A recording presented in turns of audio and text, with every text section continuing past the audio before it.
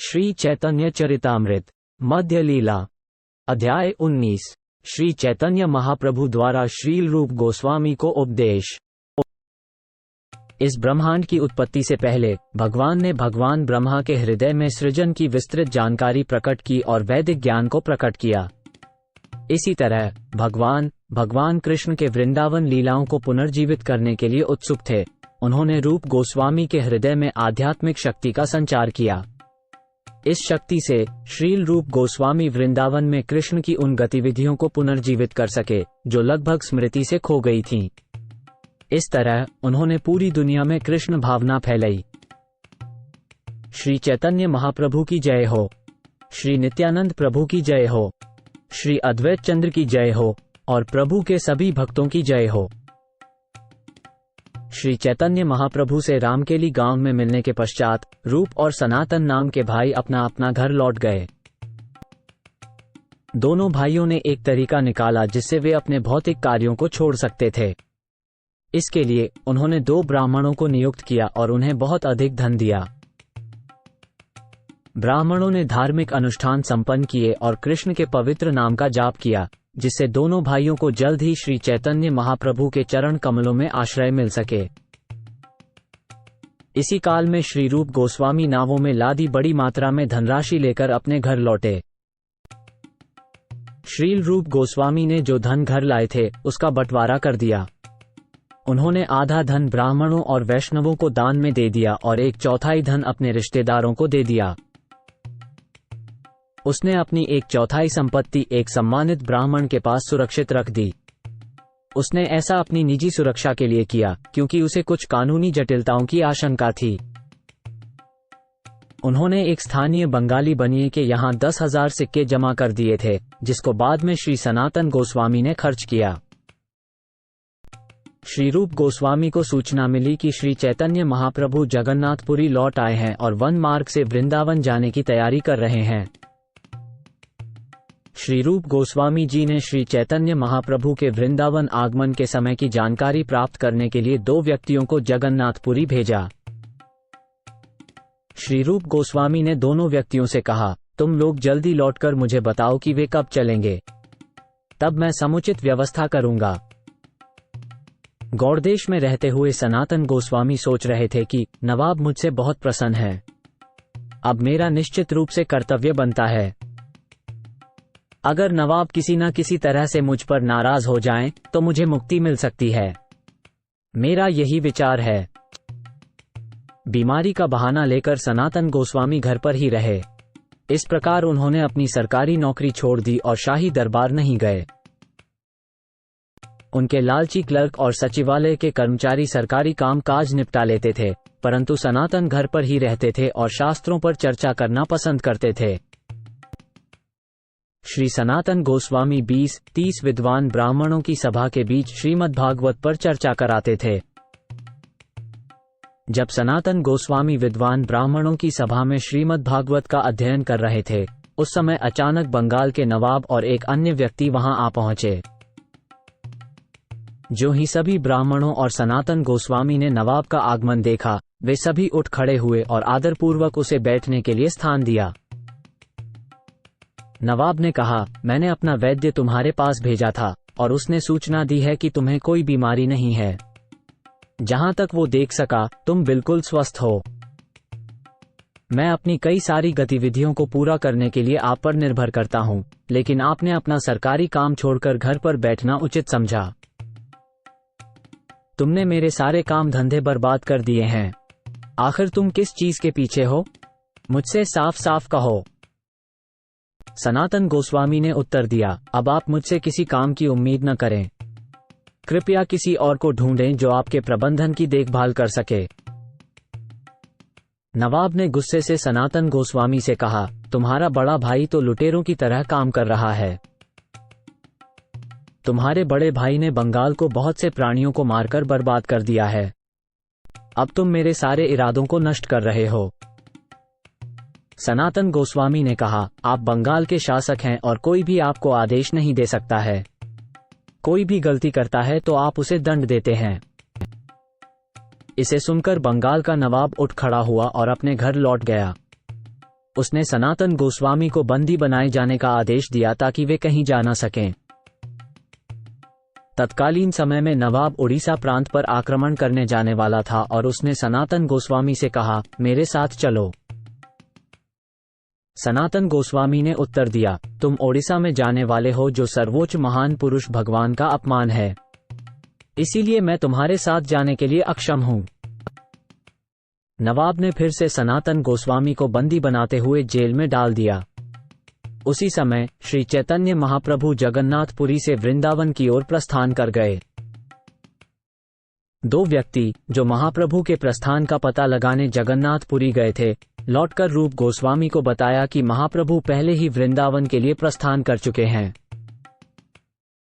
इन दोनों संदेशवाहकों से यह संदेश पाते ही रूप गोस्वामी ने फौरन सनातन गोस्वामी को ये पत्र लिखा कि श्री चैतन्य महाप्रभु वृंदावन के लिए प्रस्थान कर चुके हैं। श्रील रूप गोस्वामी ने अपने पत्र में सनातन गोस्वामी को लिखा, हम दोनों भाई श्री चैतन्य महाप्रभु से मिलने जा रहे हैं, तुम भी किसी तरह से मुक्त होकर हम लोगों से मिलना। रूप गोस्वामी ने श्रील सनातन गोस्वामी को बताया, मैंने एक बनिए के पास 10,000 मुद्राएं छोड़ी हैं, इस पैसे का इस्तेमाल करके अपने को जेल से मुक्त करवा लो। किसी न किसी तरह से खुद को रिहा करा के वृंदावन आ जाओ। ये लिखकर दोनों भाई रूप गोस्वामी और अनुपम श्री चैतन्य महाप्रभु से मिलने चले गए। रूप गोस्वामी के छोटे भाई एक महान भक्त थे जिनका वास्तविक नाम श्री वल्लभ था, लेकिन उन्हें अनुपम मल्लिक नाम दिया गया था। श्री रूप गोस्वामी और अनुपम मल्लिक प्रयाग पहुंचे और यह समाचार सुनकर अति प्रसन्न हुए कि श्री चैतन्य महाप्रभु वहीं उपस्थित हैं। प्रयाग में श्री चैतन्य महाप्रभु बिंदु माधव मंदिर में दर्शन करने गए और हजारों की संख्या में लोग उनसे मिलने मात्र के लिए उनके पीछे चल रहे थे। महाप्रभु के अनुयायियों में से कुछ रो रहे थे, कुछ हंस रहे थे, कुछ नाच रहे थे और कुछ गा रहे थे। उनमें से कुछ लोग कृष्ण कृष्ण पुकारते हुए जमीन पर लौट रहे थे। प्रयाग गंगा और यमुना इन दो नदियों के मिलन स्थल पर स्थित है। हालांकि ये नदियां प्रयाग में पानी से बाढ़ नहीं ला सकीं, लेकिन श्री चैतन्य महाप्रभु ने पूरे क्षेत्र को कृष्ण के प्रति उत्साहपूर्ण प्रेम की लहरों से भर दिया। दोनों भाई भारी भीड़ देखकर एकांत स्थान पर खड़े हो गए। उन्होंने देखा कि श्री चैतन्य महाप्रभु बिंदु माधव के दर्शन पाकर प्रेम विभोर हो रहे थे। महाप्रभु जोर जोर से हरि नाम का जप कर रहे थे, प्यार में डूबकर नाच रहे थे और अपनी बाहें उठाकर उन्होंने सबको हरि हरि बोलने के लिए कहा। हर कोई श्री चैतन्य महाप्रभु की महानता देखकर अत्यंत आश्चर्यचकित था। मैं वास्तव में प्रयाग में प्रभु की लीलाओं का ठीक से वर्णन नहीं कर सकता। श्री चैतन्य महाप्रभु की दक्षिण भारत के एक ब्राह्मण से जान पहचान हो गई थी। उस ब्राह्मण ने उन्हें भोजन के लिए आमंत्रित किया और अपने घर ले गया।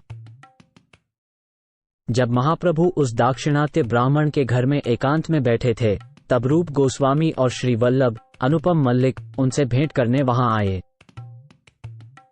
दोनों भाइयों ने दूर से ही प्रभु को देखकर अपने दांतों में 2 तिनकों के गुच्छे दबाए और भूमि पर दंडवत प्रणाम करते हुए लाठी की तरह लुढ़कते हुए उनके चरणों में जा गिरे।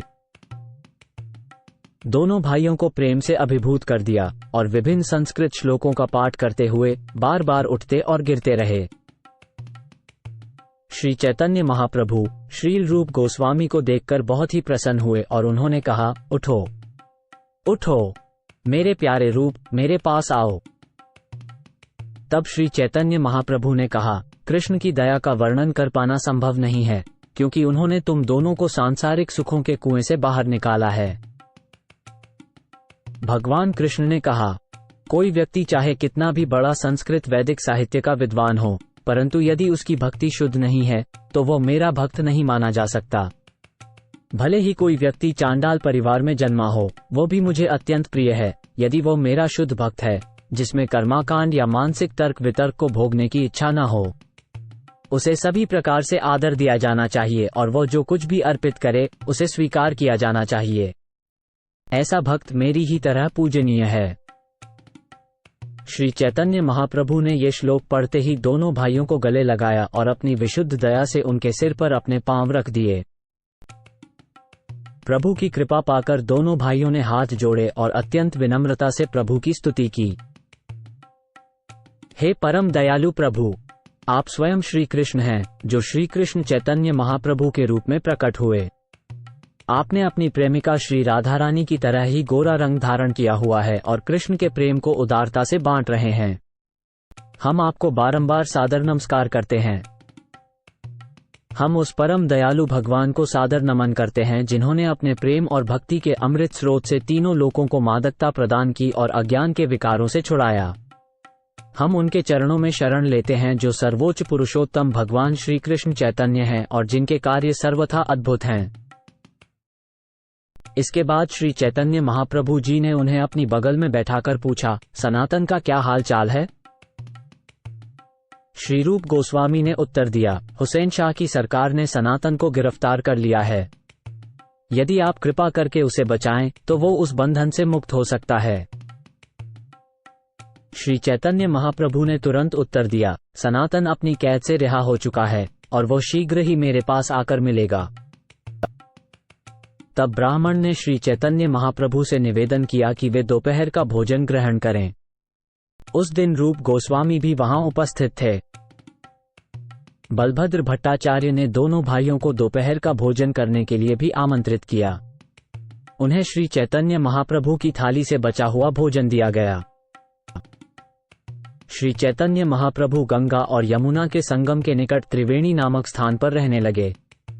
रूप गोस्वामी और श्री वल्लभ दोनों भाई महाप्रभु के घर के पास ही अपने रहने के लिए जगह तय की। उस समय श्री वल्लभ भट्ट आड़ाई ग्राम में रहते थे। जब उन्होंने सुना कि श्री चैतन्य महाप्रभु आए हैं तो वे उनसे मिलने उनके स्थान पर गए। वल्लभ भट्टाचार्य ने श्री चैतन्य महाप्रभु को नमस्कार किया और महाप्रभु ने गले लगाया। इसके बाद उन्होंने कुछ समय तक कृष्ण जी की कथाओं के विषय में विचार विमर्श किया। जब वे कृष्ण कथा का वर्णन कर रहे थे तब श्री चैतन्य महाप्रभु को अत्यधिक प्रेमपूर्ण अनुभव हुआ, लेकिन उन्होंने अपने भावनाओं को रोक लिया क्योंकि वल्लभ भट्ट के सामने उन्हें शर्म आ रही थी। यद्यपि महाप्रभु ने बाहरी तौर पर अपने आप को संयमित किया, लेकिन उनके भीतर प्रेम उमड़ने लगा। इसे रोक पाना असंभव था। वल्लभ भट्ट इसे पहचानकर आश्चर्यचकित थे। इसके बाद वल्लभ भट्ट ने श्री चैतन्य महाप्रभु को दोपहर के भोजन हेतु निमंत्रित किया और महाप्रभु ने रूप और वल्लभ दोनों भाइयों का परिचय उनसे करवाया। दूर से ही रूप गोस्वामी और श्री वल्लभ दोनों भाइयों ने अत्यंत दीनतापूर्वक भूमि पर गिरकर वल्लभ भट्ट को प्रणाम किया। जब वल्लभ भट्टाचार्य उनकी ओर बढ़े तो वे और भी दूर चले गए। रूप गोस्वामी ने कहा, मैं अछूत और अत्यंत पापी हूँ, कृपया मुझे न छुएं। इस पर वल्लभ भट्टाचार्य अत्यधिक आश्चर्यचकित हुए, परंतु श्री चैतन्य महाप्रभु अत्यंत प्रसन्न थे, इसलिए उन्होंने रूप गोस्वामी का यह विवरण उन्हें बताया। श्री चैतन्य महाप्रभु ने कहा, उसे मत छुओ क्योंकि वो बहुत ही नीच जाति का है। तुम वैदिक सिद्धांतों का पालन करने वाले हो और अनेक यज्ञों को पूरा करने में अनुभवी हो। तुम कुलीन भी हो। दोनों भाइयों द्वारा कृष्ण नाम का निरंतर जप सुनकर वल्लभ भट्टाचार्य श्री चैतन्य महाप्रभु की इच्छा को समझ गए। वल्लभ भट्टाचार्य ने कहा, जब ये दोनों कृष्ण के पवित्र नाम का लगातार जाप करते रहते हैं तो ये अस्पृश्य कैसे हो सकते हैं? इसके विपरीत ये सबसे श्रेष्ठ हैं। तब वल्लभ भट्टाचार्य ने एक श्लोक सुनाया, हे प्रभु, जिसकी जबान पर हमेशा तेरा पवित्र नाम रहता है वो दीक्षित ब्राह्मण से भी श्रेष्ठ होता है। भले ही वो चांडाल कुल में पैदा हुआ हो और भौतिक रूप से नीच व्यक्ति हो, फिर भी वो यशस्वी है। भगवान के पवित्र नाम कीर्तन का यही अद्भुत प्रभाव है। अतः निष्कर्ष है कि जो भगवान के पवित्र नाम का कीर्तन करता है उसे वेदों में बताए सारे तप और यज्ञ करने वाला मानना चाहिए। वो पहले से ही सभी तीर्थों में नहा चुका होता है। वो सभी वेदों का अध्ययन कर चुका होता है और वास्तव में आर्य होता है। वल्लभ भट्ट को शास्त्रों से भक्त के दर्जे के बारे में उद्धरण देते हुए सुनकर महाप्रभु अत्यंत प्रसन्न हुए। महाप्रभु ने स्वयं उनकी प्रशंसा की और भगवान के प्रति अत्यधिक प्रेम के आनंद में आकर शास्त्रों से कई श्लोक सुनाने लगे। श्री चैतन्य महाप्रभु ने कहा, भक्ति जलती आग की तरह है जो पिछले जीवन के सभी पापों को जलाकर राख कर देती है। जो व्यक्ति भक्ति के कारण ब्राह्मण के शुद्ध गुणों से युक्त है, वह अधम कुल में जन्म लेने जैसे पापों से होने वाले परिणामों से निश्चित रूप से बच जाता है। भले ही उसका जन्म चमार के घर में ही क्यों न हुआ हो, विद्वान उसे मान्यता देते हैं। लेकिन वैदिक ज्ञान का पंडित होने पर भी यदि व्यक्ति नास्तिक हो तो उसे मान्यता नहीं मिलती। भक्तिहीन व्यक्तियों के लिए ऊंचे कुल या देश में जन्म लेना, धर्म ग्रंथों का ज्ञान, व्रत तप करना और वैदिक मंत्रों का उच्चारण करना बस एक लाश को गहनों से सजाने जैसा है। ऐसे आभूषण केवल आम लोगों की मनगढ़ंत खुशियों को खुश करने वाले होते हैं। जब उन्होंने प्रभु के उत्कृष्ट प्रेम को देखा, वल्लभ भट्टाचार्य निसंदेह बहुत ही आश्चर्यचकित हुए। वो प्रभु के भक्ति संबंधी ज्ञान के साथ साथ उनकी शारीरिक सुंदरता और प्रभाव से भी आश्चर्यचकित थे। तत्पश्चात वल्लभ भट्टाचार्य जी श्री चैतन्य महाप्रभु और उनके अनुयायियों को एक नाव में बैठाकर उन्हें स्वयं के निवास स्थान पर ले गए, जहां उन्होंने उन्हें भोजन कराया। यमुना नदी को पार करते समय श्री चैतन्य महाप्रभु ने काले और चमकदार पानी को देखा तो वे तुरंत प्रेम में पागल हो गए। वास्तव में जैसे ही श्री चैतन्य महाप्रभु ने यमुना नदी को देखा, उन्होंने तुरंत एक बड़ा हुंकार किया और पानी में कूद पड़े। ये देखकर सभी लोग भयभीत हो गए और कांपने लगे। वे सब शीघ्र ही श्री चैतन्य महाप्रभु को पकड़कर पानी से बाहर ले आए। नाव पर आकर प्रभु नाचने लगे। प्रभु की भारी भरकम काया से नाव डगमगाने लगी, उसमें पानी भरने लगा और वो डूबने को हो गई। श्री चैतन्य महाप्रभु ने वल्लभाचार्य के समक्ष यथाशक्ति अपने आप को संभालने का प्रयत्न किया और अपने आप को शांत करने का चाहा, परंतु उनका प्रेम भाव रोक भी न सका। परिस्थितियां देखकर श्री चैतन्य महाप्रभु अंततः शांत हो गए, जिससे नाव आड़ाई के किनारे पहुंचकर लग सकी। प्रभु की कुशलता के लिए चिंतित वल्लभ भट्टाचार्य उनके साथ रहे। भट्टाचार्य ने प्रभु के स्नान की व्यवस्था की और फिर उन्हें अपने घर ले गए। जब श्री चैतन्य महाप्रभु वल्लभ भट्टाचार्य के घर पहुंचे तो वल्लभ भट्टाचार्य बहुत ही खुश हुए और उन्होंने महाप्रभु को आरामदेह बैठने की जगह दी, स्वयं उनके चरणों को धोया। तत्पश्चात वल्लभ भट्टाचार्य और उनके पूरे परिवार ने उस जल को अपने सिरों पर छिड़का। वल्लभाचार्य ने सुगंध, अगुरु, फूल और दीपक से महाप्रभु की पूजा की और बड़े आदर के साथ महाप्रभु के रसोइये बलभद्र भट्टाचार्य को खाना बनाने के लिए राजी किया। इस तरह श्री चैतन्य महाप्रभु को तथा उनके भाई रूप गोस्वामी एवं श्री वल्लभ भी बड़ी ही सावधानी से तथा स्नेह से भोजन परोसा गया।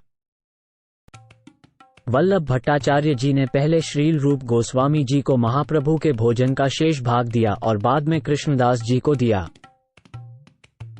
तब महाप्रभु को मुख शुद्धि के लिए मसाला दिया गया और उन्हें आराम करने के लिए कहा गया। वल्लभ भट्टाचार्य ने स्वयं अपने हाथों से उनके पैरों की मालिश की।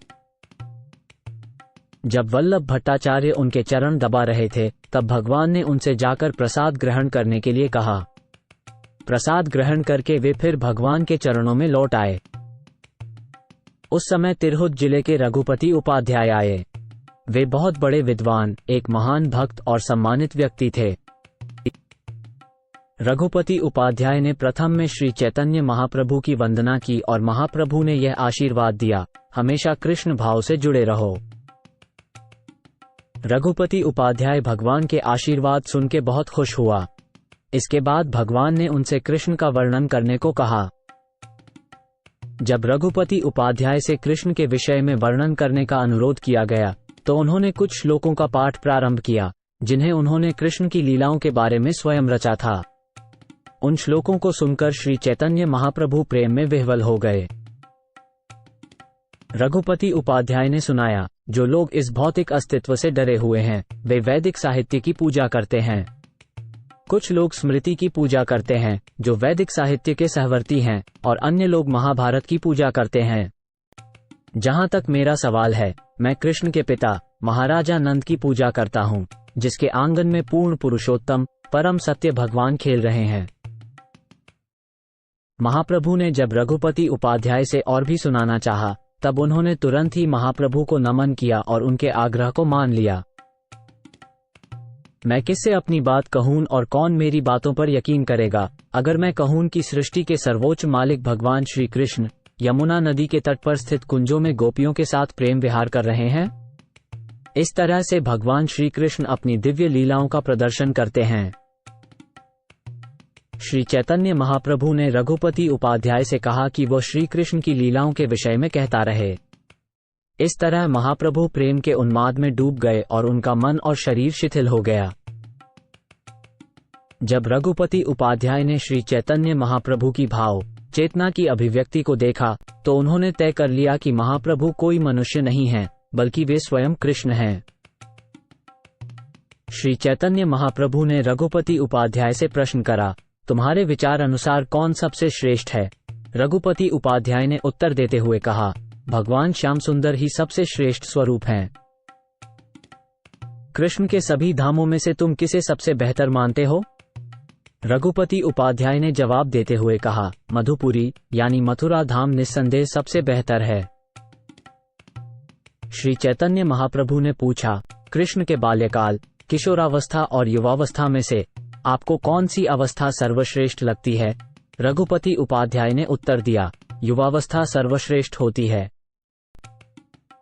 जब श्री चैतन्य महाप्रभु ने पूछा, सारे रसों में से तुम कौन से रस को सर्वश्रेष्ठ मानते हो?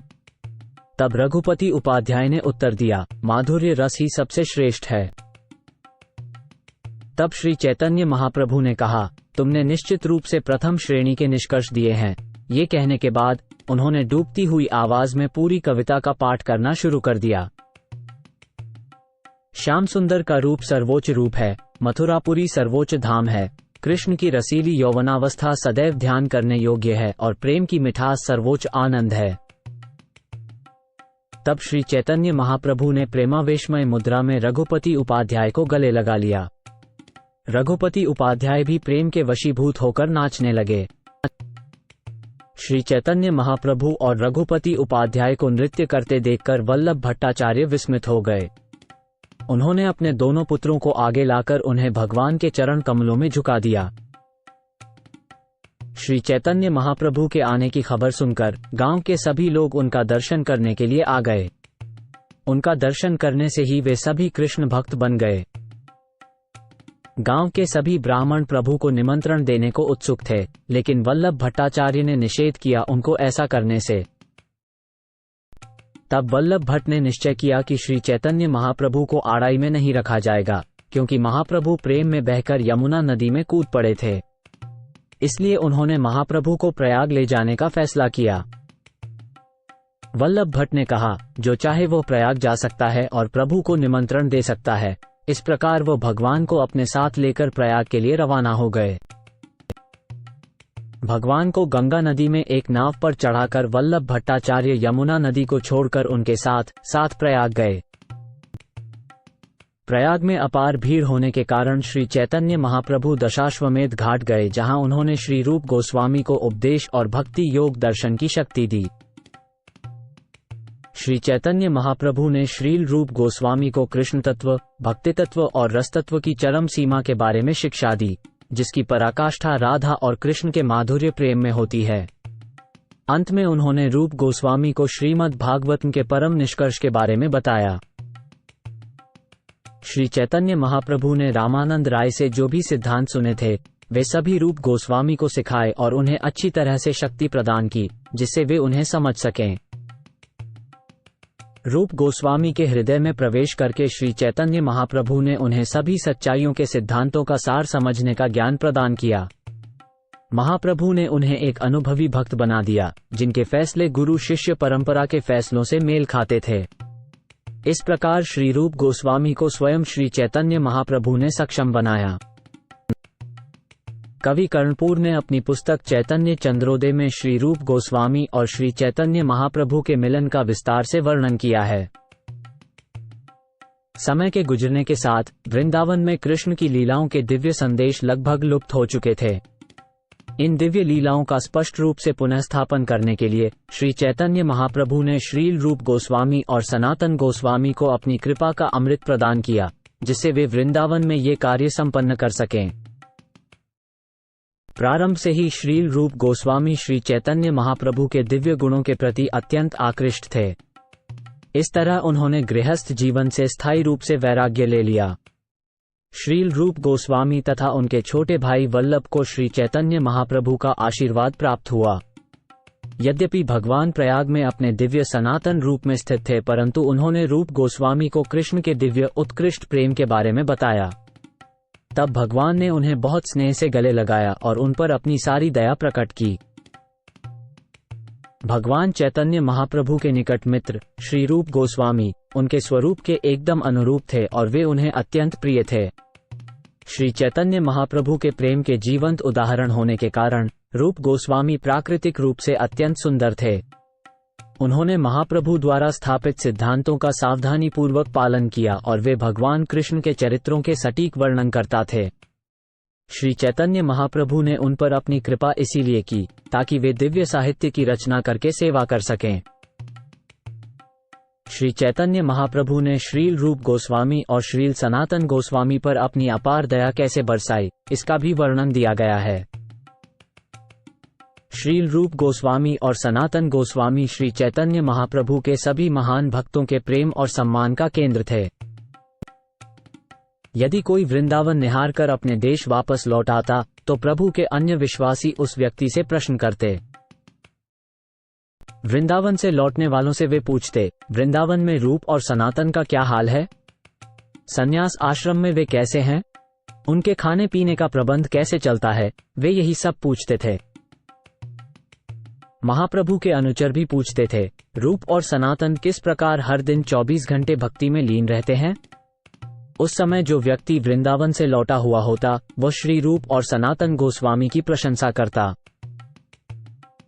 वे दोनों भाई घर बार न होने के कारण पेड़ों के नीचे ही निवास करते हैं, एक रात किसी पेड़ के नीचे तो दूसरी रात किसी और पेड़ के नीचे।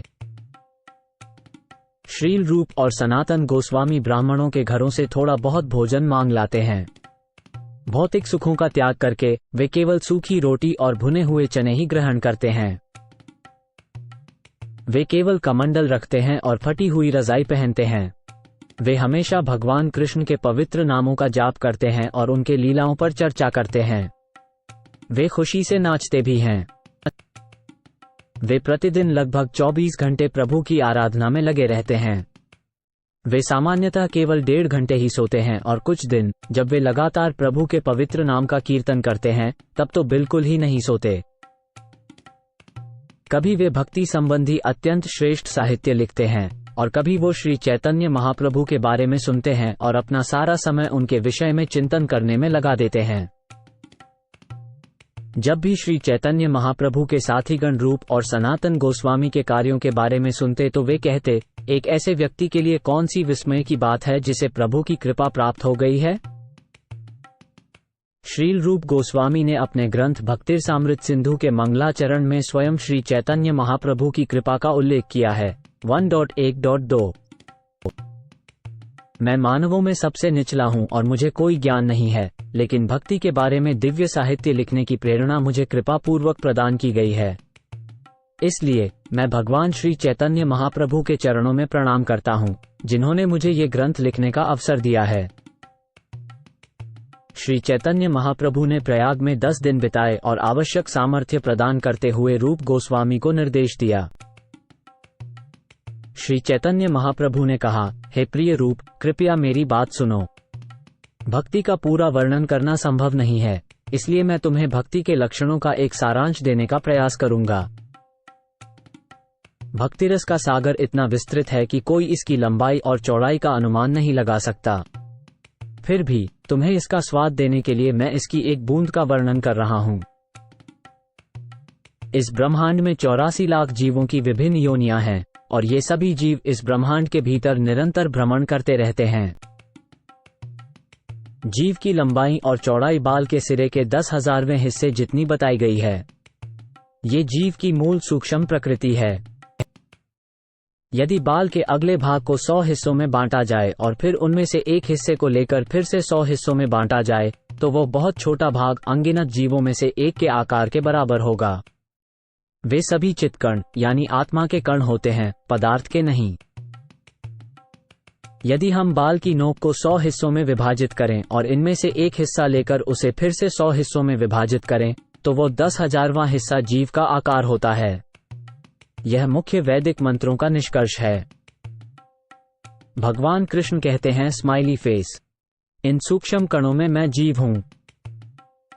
हे प्रभु, यद्यपि भौतिक शरीर धारण करने वाले सभी जीव आध्यात्मिक हैं और उनकी संख्या अनंत है, लेकिन यदि वे सर्वव्यापी होते तो उनके आपके नियंत्रण में होने का प्रश्न ही नहीं उठता।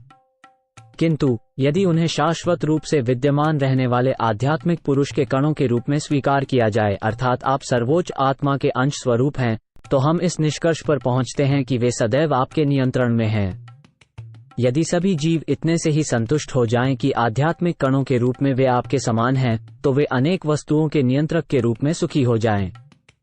यह निर्णय दोषपूर्ण है कि जीव और पूर्ण पुरुषोत्तम भगवान एक हैं। ये तथ्य नहीं है। अनंत जीवित प्राणियों को 2 भागों में विभाजित किया जा सकता है, वे जो चल सकते हैं और वे जो नहीं चल सकते। चलने वाले जीवों में पक्षी, जलचर और जानवर शामिल हैं। हालांकि मानव नाम के जीवों की संख्या बहुत कम है, फिर भी इस विभाजन को और आगे बांटा जा सकता है, क्योंकि मलेच्छ, पुलिंद, बौद्ध और शबर जैसे बहुत से असभ्य मानव हैं। मनुष्यों में वैदिक नियमों का पालन करने वाले सभ्य माने जाते हैं। इनमें से आधे लोग दिखावा करते हैं और इन सिद्धांतों के विरुद्ध कई पाप कर्म करते हैं। ऐसे लोग अनुशासन का पालन नहीं करते। वैदिक ज्ञान के अनुयायियों में से अधिकांश सकौम कर्म की प्रक्रिया का अनुसरण करते हैं और अच्छे और बुरे कामों में अंतर करते हैं। ऐसे निष्ठावान सकौम कर्मियों में से एक हो सकता है जो वास्तव में ज्ञानी हो। लाखों ज्ञानियों में से एक वास्तव में मुक्त हो पाता है और लाखों मुक्त लोगों में से भगवान कृष्ण का शुद्ध भक्त मिल पाना बहुत ही कठिन है। क्योंकि भगवान कृष्ण के भक्त निष्काम होते हैं, इसलिए वे शांत रहते हैं। सकौम कर्मी भौतिक भोग चाहते हैं, ज्ञानी मुक्ति चाहते हैं और योगी भौतिक संपन्नता चाहते हैं, इसलिए वे सभी कामुक हैं और शांत नहीं रह सकते। हे महामुनि, अज्ञान से मुक्त लाखों पुरुषों में तथा सिद्धि प्राप्त लाखों सिद्धों में से शायद ही कोई नारायण का शुद्ध भक्त होता है। बस ऐसा ही एक भक्त ही असल में पूर्ण रूप से संतुष्ट और शांत होता है। अनुवाद: सभी जीव अपने कर्मों के अनुसार पूरे ब्रह्मांड में भटक रहे हैं। उनमें से कुछ ऊंची आकाशीय प्रणालियों में जा रहे हैं और कुछ निचली आकाशीय प्रणालियों में जा रहे हैं। ऐसे करोड़ों भटकने वाले जीवों में से कोई एक अत्यंत भाग्यशाली होता है, जिसे कृष्ण की कृपा से एक अधिकृत गुरु का सानिध्य प्राप्त करने का अवसर मिलता है। कृष्ण और गुरु दोनों की कृपा से ऐसा व्यक्ति भक्ति रूपी लता के बीज को प्राप्त करता है। जैसा कि हृदय में प्राप्त होता है भक्ति का बीज, इसमें सावधानी पूर्वक रुचि लेने की शिक्षा है। माली बनकर श्रद्धा पूर्वक हृदय के खेत में बीज की बुआई करनी है और क्रमशः श्रवण और कीर्तन की विधि से सींचते रहने से भक्ति का बीज अंकुरित होता है। भक्ति लता बीज के सींचे जाने से बीज अंकुरित होता है और धीरे धीरे लता बढ़ने लगती है। ये लता इस ब्रह्मांड की दीवारों को भेदकर वैकुंठ और भौतिक संसार के बीच विरजा नदी को पार कर जाती है। ये ब्रह्मलोक या ब्रह्मज्योति तक पहुंचती है। इसके बाद ब्रह्मलोक की परत को भेदकर भक्ति लता परव्योम तक पहुंच जाती है और गोलोक वृंदावन तक पहुंच जाती है। हृदय में स्थित होकर और श्रवण कीर्तन के द्वारा सींची जाकर भक्ति की लता और अधिक बढ़ती जाती है। इस प्रकार ये कृष्ण के चरण कमलों रूपी कल्प वृक्ष की शरण प्राप्त कर लेती है, जो परमधाम के सर्वोच्च क्षेत्र गोलोक वृंदावन में निरंतर निवास करते हैं। गोलोक वृंदावन ग्रह में ये लता खूब बढ़ती है और यहीं इसमें कृष्ण प्रेम रूपी फल लगता है। भले ही माली भौतिक जगत में रहता है, किंतु वो नियमित रूप से श्रवण और कीर्तन रूपी जल से उसे सींचता है। भौतिक संसार में भक्ति लता की साधना करते समय यदि कोई भक्त वैष्णव के चरणों में अपराध करता है, तो उसका अपराध पागल हाथी के समान होता है जो लता को उखाड़ फेंकता है और उसे नष्ट कर देता है। इस तरह लता की पत्तियां सूख जाती हैं। माली को चारों ओर बाड़ लगाकर लता की रक्षा करनी चाहिए, जिससे अपराधों का शक्तिशाली हाथी भीतर न घुस पाए। कभी कभार भक्ति की लता के साथ साथ भौतिक सुखों की इच्छाओं और भौतिक संसार से मुक्ति की लालसा जैसी अवांछित लताएं भी बढ़ने लगती हैं। ऐसी अवांछित लताओं के प्रकार अनगिनत हैं। भक्ति लता के साथ साथ कुछ अवांछित लताएं भी उग रही हैं। सिद्धि प्राप्त करने के प्रयत्न में लगे लोगों के लिए निषिद्ध आचरण, कूटनीति, प्राणी वध, पालौकिक लाभ और पालौकिक पूजा, ये सभी अवांछित लताएं हैं। यदि भक्ति लता के अलावा अन्य लताओं में भेद न किया जाए तो उन पर पानी का छिड़काव करना बेकार है, क्योंकि इससे भक्ति लता सूख सकती है जबकि बाकी की लताएं फूल फल सकती हैं। जैसे ही एक समझदार भक्त मूल लता के पास अनचाहे लताओं को बढ़ता हुआ देखता है, उसे तुरंत काट देना चाहिए। तब वास्तविक लता, भक्ति लता, अच्छी तरह से बढ़ती है, भगवान के निवास स्थान में लौट आती है और कृष्ण के चरण कमलों में शरण लेती है। जब भक्ति का फल पककर गिर जाता है तो भक्त उस फल का स्वाद लेता है। इस तरह वह भक्ति लता के सहारे गोलोक वृंदावन में कृष्ण के चरण कमलों रूपी कल्प वृक्ष तक पहुंच जाता है। वहां भक्त भगवान के उन चरण कमलों की सेवा करता है जिनकी तुलना कल्प वृक्ष से की जाती है। वो भक्त प्रेम के फल का स्वाद बड़ी खुशी के साथ लेता है और हमेशा के लिए खुश हो जाता है। गोलोक वृंदावन में भक्ति का फल चखना ही जीवन की सबसे बड़ी सिद्धि है और इस सिद्धि के सामने 4 भौतिक सिद्धियां, धर्म, अर्थ, काम और मोक्ष तिनकों के समान हैं। जब तक कृष्ण के शुद्ध प्रेम का एक कण भर भी सुगंध नहीं आता, जो हृदय में कृष्ण को वश में करने की उत्तम औषधि है, तब तक भौतिक सिद्धियां, ब्राह्मण की सिद्धियां, सत्य, शांति, धैर्य आदि, योगियों की समाधि और ब्रह्म का आनंद, ये सभी पुरुषों को अद्भुत प्रतीत होते हैं। शुद्ध भक्ति प्राप्त होने पर मनुष्य में परमात्मा के प्रति प्रेम का भाव उत्पन्न होता है। इसलिए मैं शुद्ध भक्ति के कुछ लक्षणों के बारे में बताता हूँ।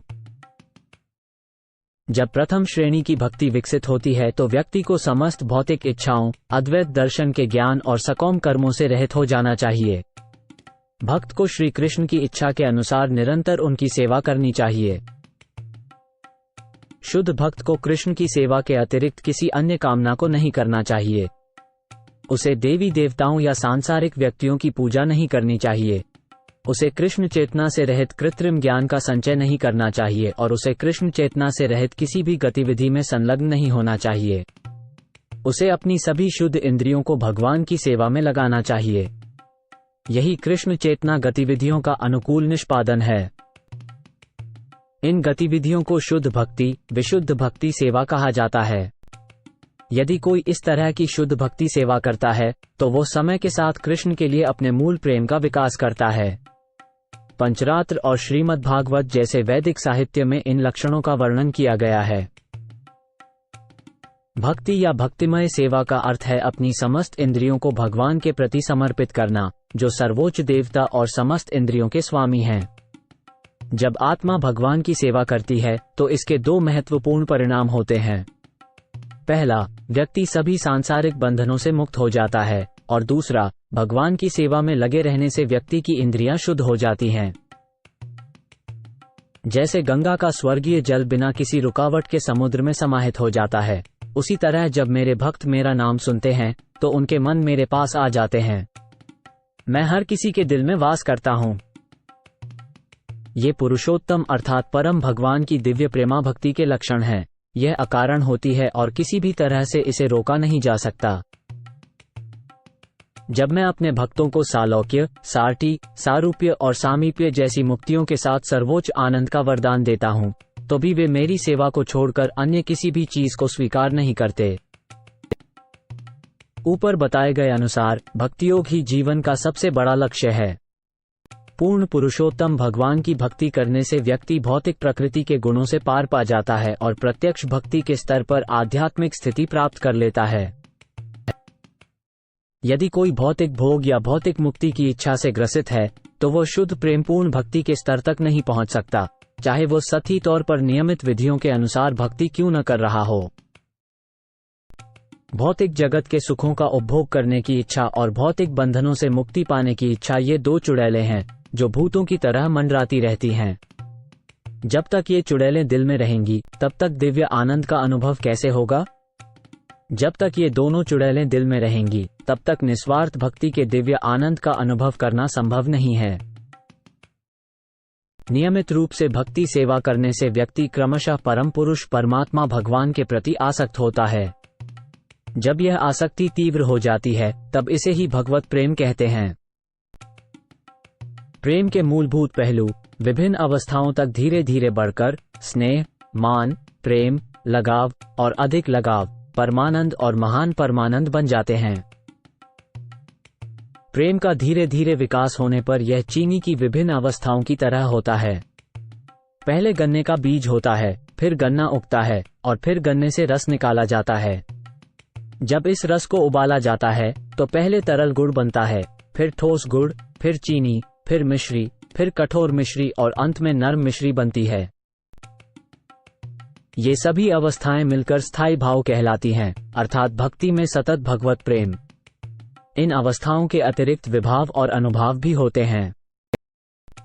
जब सात्विक और व्यभिचारी भावों के लक्षणों के साथ उच्च स्तरीय प्रेम भाव का मिश्रण होता है, तब भक्त कृष्ण प्रेम के अलौकिक आनंद का विभिन्न प्रकार के अमृतमय स्वादों में आस्वादन करता है। ये स्वाद दही, मिश्री, घी, काली मिर्च और कपूर के मिश्रण जैसे होते हैं और मीठे अमृत की तरह स्वादिष्ट होते हैं। भक्त के अनुसार रति 5 प्रकार की होती है: शांतरति, दास्यरति, सख्यरति, वात्सल्यरति और मधुररति। ये पांचों प्रकार की रति पूर्ण पुरुषोत्तम भगवान के प्रति भक्त की विभिन्न अनुरक्तियों से उत्पन्न होती हैं। भक्ति से प्राप्त होने वाले दिव्य रस भी 5 प्रकार के होते हैं। परम पुरुषोत्तम भगवान के साथ अनुभव होने वाले मुख्य रस 5 हैं: शांत, दास्य, सख्य, वात्सल्य और माधुर्य। प्रत्यक्ष रसों के अतिरिक्त 7 अप्रत्यक्ष या गौण रस होते हैं, जिन्हें हम हास्य, अद्भुत, वीर, करुण, रौद्र, भयानक तथा बीभत्स के रूप में जानते हैं। 5 प्रत्यक्ष रसों के अलावा 7 अप्रत्यक्ष रस भी होते हैं, जिन्हें हास्य, अद्भुत, वीर, करुण, रौद्र, बीभत्स और भयानक रस कहा जाता है। भक्ति के 5 प्रमुख आनंद भक्त के हृदय में स्थायी रूप से बसते हैं, जबकि 7 गौण भाव समय समय पर अचानक प्रकट होते हैं और अधिक शक्तिशाली लगते हैं। शांत भक्तों के उदाहरणों में 9 योगेंद्र और 4 कुमार आते हैं। दास्य भक्ति के भक्त असंख्य हैं, क्योंकि ऐसे भक्त हर जगह हैं। वृंदावन में भाईचारे में भक्तों के उदाहरण श्रीडमा और सुदामा हैं। द्वारका में प्रभु के मित्र भीम और अर्जुन हैं। वृंदावन में माता पिता के प्यार में भक्त माता यशोदा और पिता नंद महाराज हैं, और द्वारका में प्रभु के माता पिता वसुदेव और देवकी हैं। अन्य श्रेष्ठ व्यक्ति भी हैं जो माता पिता के प्यार में भक्त हैं। माधुर्य प्रेम में प्रमुख भक्त हैं वृंदावन की गोपिकाएं, द्वारिका में रानियां और बैकुंठ में देवी लक्ष्मी। इन भक्तों की संख्या का कोई अंत नहीं है। कृष्ण रति को 2 भागों में विभाजित किया गया है। पहला है श्रद्धा और आदर के साथ लगाव और दूसरा है श्रद्धा के बिना शुद्ध लगाव। गोपियों का गोलोक वृंदावन में प्रसन्न, शुद्ध लगाव बिना किसी भय के है। मथुरा और द्वारका में और वैकुंठ में लगाव प्रमुख है, जहां विस्मय और पूजा का प्रमुख स्थान है। जब ऐश्वर्य बहुत प्रधान हो जाता है तो भगवत प्रेम कुछ संकुचित हो जाता है, किंतु केवला भक्ति में भक्त कृष्ण की असीम शक्ति को देखते हुए भी अपने आप को उनके समान मानता है। शांति और दास्य रस के स्तर पर कभी कभी भगवान का ऐश्वर्य प्रमुख होता है, लेकिन वात्सल्य, सख्य और माधुर्य रस में ऐश्वर्य छोटा हो जाता है। जब कृष्ण ने अपनी माता पिता वसुदेव और देवकी के चरण कमल पर प्रार्थना की तो उनके वैभवों के ज्ञान के कारण उनके मन में उनके प्रति विस्मय, आदर और भय की भावनाएं उत्पन्न हुईं। जब देवकी और वसुदेव ने ये जाना कि उनके दोनों पुत्र कृष्ण और बलराम, जिन्होंने उन्हें प्रणाम किया था, वास्तव में पूर्ण पुरुषोत्तम भगवान है, तो वे भयभीत हो गए और उन्होंने उन्हें गले नहीं लगाया। जब कृष्ण ने अपना विशाल रूप प्रकट किया तब अर्जुन भयभीत हो उठा और उसने कृष्ण से मित्रता के रूप में दिखाई गई अपनी पिछली धृष्टता के लिए क्षमा मांगी। मैंने तुम्हारे गौरव को न जानते हुए और तुम्हें अपना मित्र मानकर हे कृष्ण, हे यादव, हे मित्र कहकर संबोधित किया है। मैंने पागलपन या प्रेम में जो कुछ भी किया है उसके लिए कृपा करके क्षमा कर दो। मैंने तुम्हारे साथ एक ही बिस्तर में लेटे हुए परिहास में, साथ साथ बैठे या खाते हुए, कभी अकेले में तो कभी अपने मित्रों के सामने कई बार तुम्हारा अनादर किया है। हे अच्युत, कृपया मेरे इन सभी अपराधों को क्षमा कर दो। हालांकि कृष्ण महारानी रुक्मिणी से परिहास कर रहे थे, परंतु रुक्मिणी सोच रही थी कि श्री कृष्ण उनका साथ त्यागने वाले हैं, इसीलिए उन्हें भय लगा। जब कृष्ण द्वारका में रुक्मिणी के साथ परिहास कर रहे थे, तब रुक्मिणी दुख, भय और विलाप से व्याप्त हो गईं। उनकी बुद्धि भी चली गई। उन्होंने अपने हाथ की चूड़ियां और भगवान को पंखा करने के लिए इस्तेमाल कर रही पंखा गिरा दिया। उनके बाल बिखर गए और वे अचानक बेहोश होकर गिर पड़ीं, मानो तेज हवा से केले का कोई पेड़ गिर गया हो। केवला शुद्ध भक्ति अवस्था में भक्त कृष्ण के असीम ऐश्वर्य का अनुभव होते हुए भी उसे कोई महत्व नहीं देता। वो केवल कृष्ण के साथ अपने संबंध पर ही गंभीरता से विचार करता है। जब माता यशोदा ने कृष्ण के मुख में समस्त ब्रह्मांडों को देखा, तो कुछ क्षणों के लिए वे विस्मय में पड़ गईं। उन्हें विभिन्न प्रकार के भक्तों द्वारा पूजा जाता है। तीनों वेदों के अनुयायी उन्हें इंद्र और अन्य देवताओं की तरह पूजते हैं। ऋषि मुनि उपनिषदों के अध्ययन के माध्यम से उनकी महानता को समझते हैं और उनकी पूजा निर्गुण ब्रह्म के रूप में करते हैं। प्रख्यात दार्शनिक विश्लेषणात्मक रूप से ब्रह्मांड का अध्ययन करते हैं और उन्हें पुरुष के रूप में पूजते हैं। महान योगी उन्हें सर्वव्यापी परमात्मा के रूप में पूजते हैं और भक्त उन्हें सर्वोच्च व्यक्तित्व भगवान के रूप में पूजते हैं। हालांकि माता यशोदा उन्हें केवल अपना पुत्र मानती थीं। यद्यपि कृष्ण इंद्रिय ज्ञान से परे हैं और मानवों के लिए अदृश्य हैं, किंतु वे मनुष्य का रूप धारण करते हैं और भौतिक शरीर में आते हैं। इस प्रकार माता यशोदा ने उन्हें अपना पुत्र मान लिया और लकड़ी के ओखली से एक रस्सी द्वारा भगवान कृष्ण को बांध दिया, मानो वो एक साधारण बच्चा हो। जब श्रीडमा ने कृष्ण को पराजित किया, तो उन्हें श्रीडमा को अपने कंधों पर उठाना पड़ा। उसी तरह भद्रसेन ने वृषभ को और प्रलंब ने रोहिणी के पुत्र बलराम को उठाया था। प्रियतम कृष्ण, तुम मेरी आराधना कर रहे हो और उन गोपियों का त्याग कर रहे हो जो तुमसे आनंद लेना चाहती हैं। ऐसा सोचकर श्रीमती राधारानी ने स्वयं को कृष्ण की सबसे प्रिय गोपी मान लिया। उन्हें गर्व हो गया और उन्होंने कृष्ण के साथ रासलीला छोड़ दी। उन्होंने गहरे जंगल में कहा, प्रिय कृष्ण, अब मैं और नहीं चल सकती, तुम मुझे जहां चाहो ले चलो।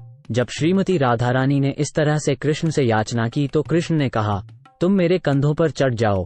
जैसे ही राधारानी ऐसा करने लगी कि वे अदृश्य हो गए। तब श्रीमती राधारानी अपनी प्रार्थना और कृष्ण के अदृश्य होने पर शोक करने लगीं। हे कृष्ण, हम गोपिकाएं अपने पति, पुत्र, परिवार, भाइयों और सहेलियों के आदेशों की अवहेलना करके उनका साथ छोड़कर आपके पास आ गई हैं। आप हमारी इच्छाओं के बारे में सब कुछ जानते हैं। हम सिर्फ आपकी बांसुरी की सुरीली धुन से आकर्षित होकर यहाँ आई हैं। लेकिन आप बहुत बड़े धोखेबाज हैं। आखिर कौन ऐसा होगा जो रात के अंधेरे में हम जैसी जवान लड़कियों का साथ छोड़ना चाहेगा? जब कोई कृष्ण के चरण कमलों से पूरा अनुराग रखता है, तो उसे क्षमता अवस्था प्राप्त होती है। क्षमता शब्द शम से निकला है, इसलिए शांतरस तटस्थता की स्थिति का अर्थ है कृष्ण के चरणों से पूर्ण लगाव। ये साक्षात पूर्ण पुरुषोत्तम भगवान के मुख से निकला निर्णय है। यह अवस्था आत्म साक्षात्कार कहलाती है। पूर्ण पुरुषोत्तम भगवान का कहना है, जब किसी व्यक्ति की बुद्धि मेरे चरणों से पूरी तरह जुड़ी हुई होती है, लेकिन वो कोई व्यवहारिक सेवा नहीं करता है, तो वो शांतरति या शम अवस्था प्राप्त कर लेता है। शांतरति के बिना कृष्ण के प्रति अनुरक्ति पाना बहुत मुश्किल है।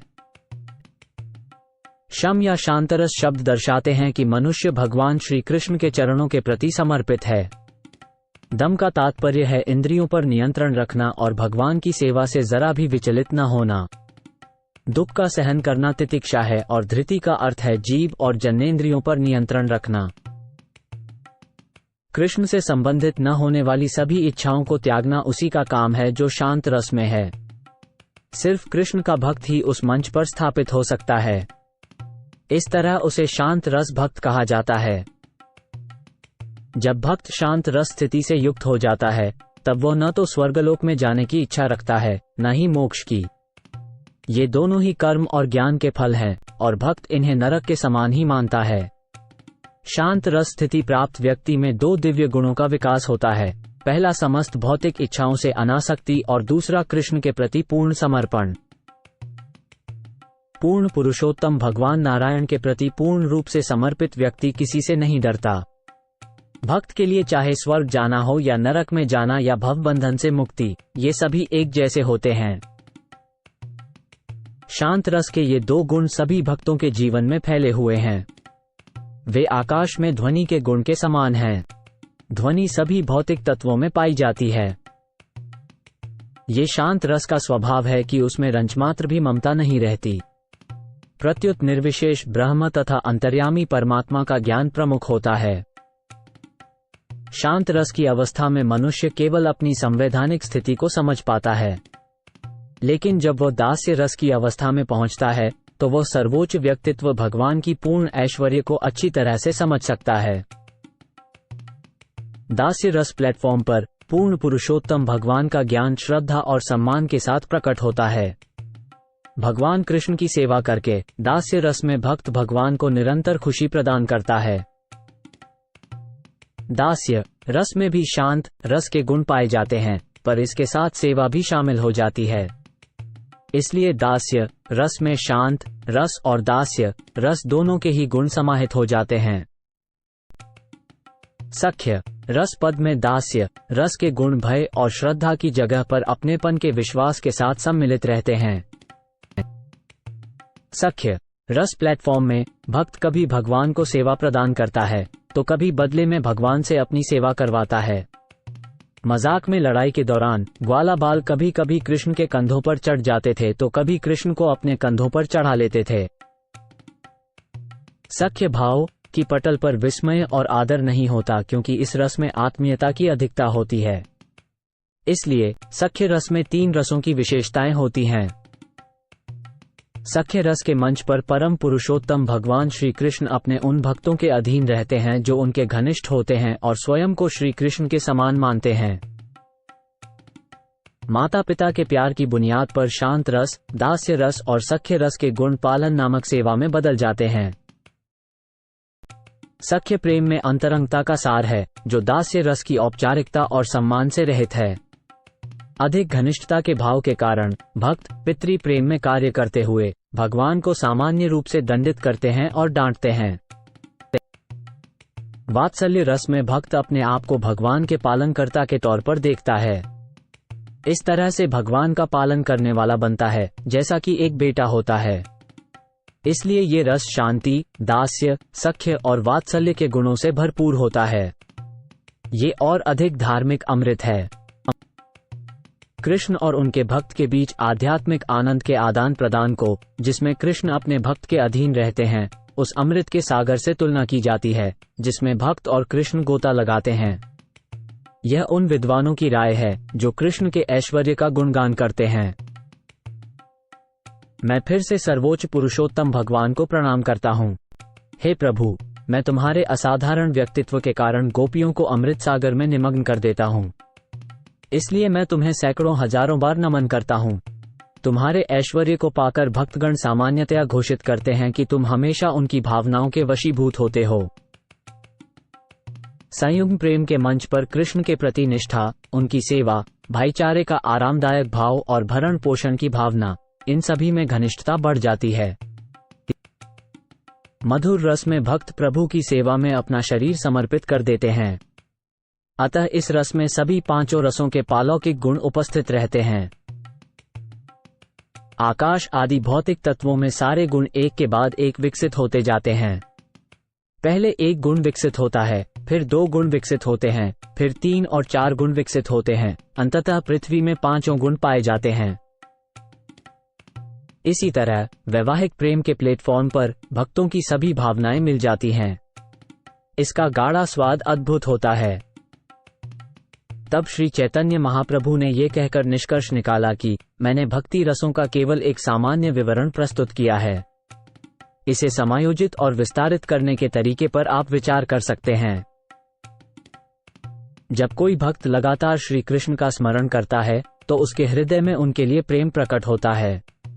भले ही कोई व्यक्ति अज्ञानी ही क्यों न हो, भगवान कृष्ण की कृपा से वो दिव्य प्रेम के सागर के उस पार तक पहुंच सकता है।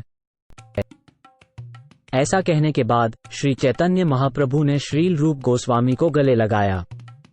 तदुपरांत महाप्रभु ने बनारस शहर जाने का मन बनाया। अगले दिन प्रातःकाल जब श्री चैतन्य महाप्रभु जगे और वाराणसी, बनारस के लिए प्रस्थान करने वाले थे, तब श्रील रूप गोस्वामी ने प्रभु के चरण कमलों में यह निवेदन किया,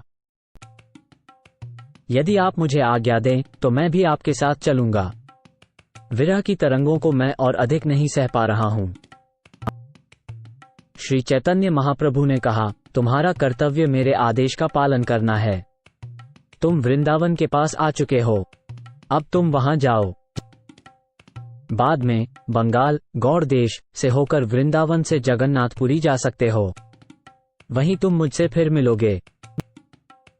रूप गोस्वामी जी को आलिंगन देने के उपरांत श्री चैतन्य महाप्रभु नाव पर बैठ गए।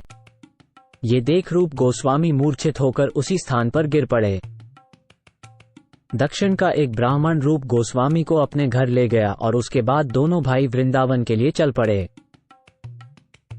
चलते चलते श्री चैतन्य महाप्रभु अंततः वाराणसी पहुंचे। वहां उनकी भेंट चंद्रशेखर से हुई, जो उस समय नगर से बाहर जा रहे थे।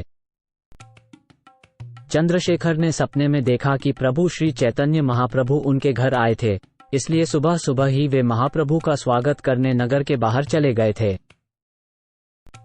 जब चंद्रशेखर शहर के बाहर प्रतीक्षा कर रहे थे, तब उन्होंने महाप्रभु को अचानक आते देखा और उनके चरणों में गिर पड़े। बहुत प्रसन्न होकर उन्हें अपने घर ले गए। तपन मिश्र ने भी वाराणसी में महाप्रभु के आने का समाचार सुना और उनसे मिलने के लिए चंद्रशेखर के घर गए। बातचीत के बाद उन्होंने महाप्रभु को अपने घर पर भोजन करने के लिए कहा। तपन मिश्र अपने घर चैतन्य महाप्रभु को ले गए और उन्हें मध्याह्न भोजन करवाया। चंद्रशेखर ने बलभद्र भट्टाचार्य को अपने घर पर भोजन करने के लिए न्योता दिया। श्री चैतन्य महाप्रभु को भोजन कराने के बाद तपन मिश्र ने उनसे एक अनुरोध किया और प्रार्थना की कि वे उन पर दया करें। तपन मिश्र ने कहा, जब तक आप वाराणसी में रहें तब तक कृपा करके मेरे अलावा किसी और का निमंत्रण स्वीकार न करें। श्री चैतन्य महाप्रभु को मालूम था कि उन्हें वहां केवल 5 या 7 दिन ही रुकना है, इसलिए वे ऐसा कोई निमंत्रण स्वीकार नहीं करेंगे जिसमें मायावादी सन्यासियों का हाथ हो। ये जानकार श्री चैतन्य महाप्रभु तपन मिश्र के घर भोजन करने को तैयार हो गए। महाप्रभु ने चंद्रशेखर के घर को अपना निवास बनाया। महाराष्ट्रीय ब्राह्मण ने आकर प्रभु श्री कृष्ण से मुलाकात की। प्रभु ने प्यार से उस पर अपनी कृपा बरसाई। ये सुनकर कि श्री चैतन्य महाप्रभु आए हैं, ब्राह्मण और क्षत्रिय जातियों के सभी आदरणीय लोग उनके दर्शन के लिए आ गए। इस तरह श्री रूप गोस्वामी पर भरपूर कृपा हुई और मैंने इन सभी कथाओं का संक्षिप्त वर्णन किया है। जो कोई भी व्यक्ति श्रद्धा और प्यार से इस कथा को सुनता है, वो निश्चित रूप से श्री चैतन्य महाप्रभु के श्रीचरणों में भगवान के प्रेम का विकास करता है। श्री रूप और श्री रघुनाथ के चरण कमलों की प्रार्थना करते हुए और उनकी कृपा की सदैव आकांक्षा करते हुए मैं कृष्णदास उनके चरण चिन्हों का अनुसरण करता हुआ श्री चैतन्य चरितामृत कह रहा हूँ।